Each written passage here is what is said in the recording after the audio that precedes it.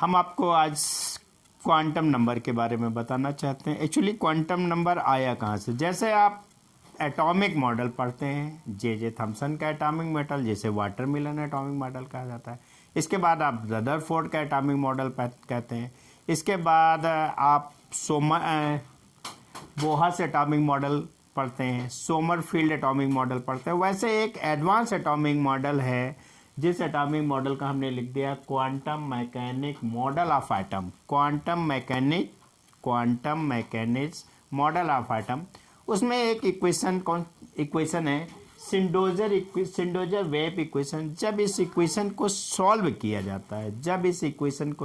जाता है तो किसी भी एटम के अंदर जो ऑर्बिटल होता है, उस ऑर्बिटल के अंदर इलेक्ट्रॉन होता है, उसकी एनर्जी क्या है, उसका शेप क्या है, उस ऑर्बिटल का शेप क्या है, उसका साइज क्या है, इस बात को डिफाइन किया था। लेकिन अगर हम क्वांटम नंबर में आए तो इस चीज़ को बहुत ही इजी हम बात करना चाहते हैं। क्वांटम नंबर एक विशेष प्रकार की संख्या है जो किसी भी एटम के अंदर किसी भी इलेक्ट्रॉन की पोजीशन और डायरेक्शन को बताती है। अगर हम पोजीशन डायरेक्शन को बात करना चाहें तो और इजी हम बात करते हैं। पोजीशन की बात करना चाहें, यहाँ पोजीशन वो इलेक्ट्रॉन किस सेल में है, वो इलेक्ट्रॉन किस सब सेल में है, उस सब सेल के किस ऑर्बिटल में इलेक्ट्रॉन है, और उस इलेक्ट्रॉन की घूमने की डायरेक्शन क्या है। पोजीशन में 3 पॉइंट आ जाते हैं सेल।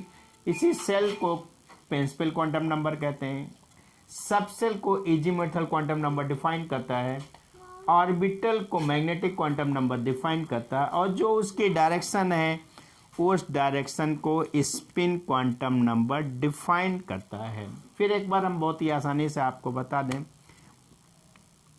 क्वांटम नंबर आपका ऐसा है, कोई भी एलिमेंट हो, कोई भी एलिमेंट के अंदर कोई भी इलेक्ट्रॉन हो या कोई भी ऑर्बिटल हो, उसकी पोजीशन क्या है और उसका डायरेक्शन क्या है।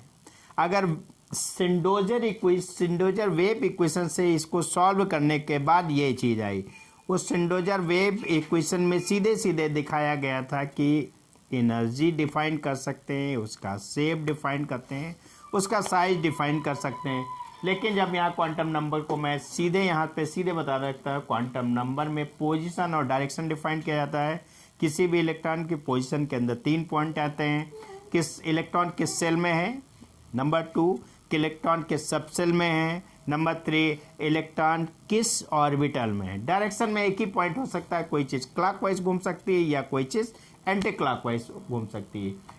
इसी बेस पे क्वांटम नंबर 4 होता है, सेल को डिफाइन करता है। प्रिंसिपल क्वांटम नंबर सब सेल को डिफाइन करता है। एजुमेथल क्वांटम नंबर ऑर्बिटल को डिफाइन करता है। मैग्नेटिक क्वांटम नंबर और स्पिन को डिफाइन और डायरेक्शन को डिफाइन करता है स्पिन क्वांटम नंबर। हम आज आपको सीधे प्रिंसिपल क्वांटम नंबर के बारे में बात करना चाह रहे हैं, क्योंकि इससे पहले हमने क्वांटम नंबर क्या है उसको एक्सप्लेन कर चुके थे। अब उसका अगला पार्ट आ रहा है प्रिंसिपल क्वांटम नंबर। इसे स्मॉल n से डिनोट करते हैं। यही प्रिंसिपल क्वांटम नंबर आपको ऑर्बिटल की पोजीशन से डिनोट करते हैं, और इसे स्मॉल n से।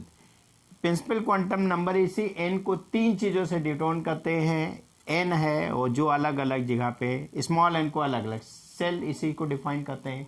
इसी चीज़ को प्रिंसिपल क्वांटम नंबर डिफाइन करते हैं। पीरियोडिक टेबल में जब जाएंगे तो इसी चीज़ को पीरियड से डिफाइन करते हैं। इस सेल जो प्रिंसिपल क्वांटम नंबर है, इसकी रेंज क्या है? मिनिमम पहला ऑर्बिटल हो सकता है, मैक्सिमम उसके अंदर इनफाइनाइट ऑर्बिटल हो सकती हैं।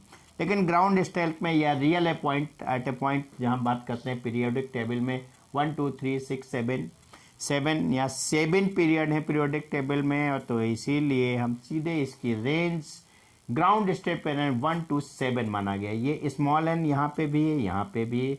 यही आपका प्रिंसिपल क्वांटम नंबर है।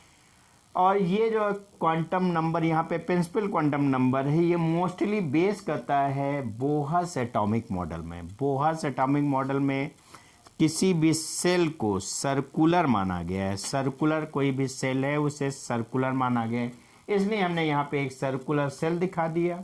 इस सर्कुलर सेल का दिखाने का मतलब जब कोई चीज़ सर्कुलर है तो उसकी अपनी रेडियस होगी, उसके अंदर ये ई से इलेक्ट्रॉन घूम रहा है, तो इस इलेक्ट्रॉन की काइनेटिक एनर्जी भी निकाल सकते हैं, इस इलेक्ट्रॉन की पोटेंशियल एनर्जी भी निकाल सकते हैं, और इस इलेक्ट्रॉन की kinetic energy plus potential energy बराबर टोटल एनर्जी भी निकाल सकते हैं।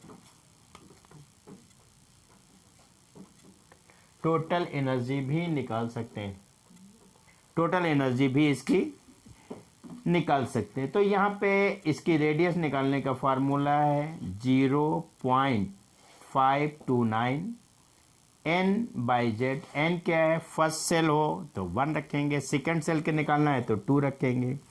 ये z क्या है, एटॉमिक नंबर, किस इलेक्ट्रॉन किस एलिमेंट के बारे में निकालना, अगर हाइड्रोजन के बारे में निकालना है तो z का मान 1 रखेंगे। लिथियम +2 क्यों कर दिया गया, क्योंकि ये एक इलेक्ट्रॉन के बारे में, जिसमें एक इलेक्ट्रॉन होता है उसी लिए फार्मूला काम करता है, उसी में फार्मूला काम करेगा। लिथियम का 37 होता है एटॉमिक नंबर, यहाँ पे +2 होने का मतलब 2 इलेक्ट्रॉन निकल गए, 1 इलेक्ट्रॉन बचा, तो यहाँ पे Z तो इसके लिए 3 रखेंगे, N1 रखेंगे। यही बात करते हैं, हीलियम का आइसोटोप है 2 और 3, एटॉमिक नंबर इसका 2 है, एटॉमिक वेट 1 है, लेकिन हीलियम प्लस लिखा गया है, प्लस का मतलब इसके 2 इलेक्ट्रॉन थे जिसमें से 1 इलेक्ट्रॉन निकाल दिए। ये एनर्जी निकालने का फार्मूला है, जो इस ऑर्बिटल के अंदर इलेक्ट्रॉन घूम रहे उस इलेक्ट्रॉन की टोटल एनर्जी।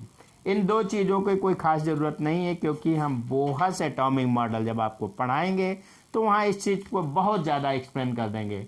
तो हम सीधे बात करना चाहते हैं, जो हमने quantum number, principal quantum number बताया है, ये क्या है, किसी भी इलेक्ट्रॉन, कोई भी इलेक्ट्रॉन एटम के अंदर किस सेल के अंतर्गत घूम रहा है या किस सेल के अंतर्गत पाया जाता है उसकी पोजीशन को डिफाइन करता है, और इसे n से